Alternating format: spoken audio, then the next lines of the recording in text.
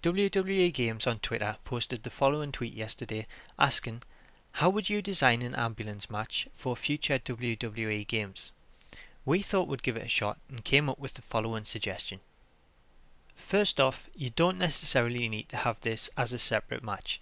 You could simply add it as a finishing option in a backstage brawl, similar to how you KO your opponent using the environment.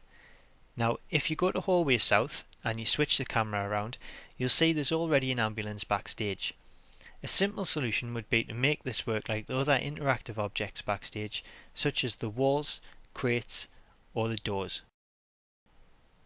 Say for example you've just started the match and you throw your opponent up against the ambulance doors using a similar animation to the moves shown here.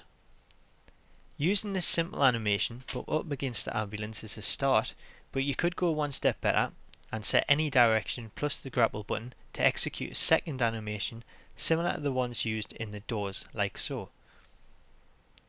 Using the same animation but modified to use the door on the back of the ambulance gives a second way to interact with the object. Finally, once your opponent is weak enough, grapple him and pull him over at the ambulance, similar to how you throw an opponent out of the ring in an Inferno match.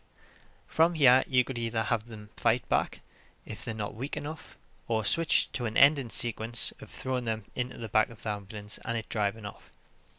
You could also expand on this by having the beaten opponent counter the move if they have a stored finisher, or instead of just cutting to an end sequence, use the comeback method and give them a final chance to come back by pressing the button shown on screen.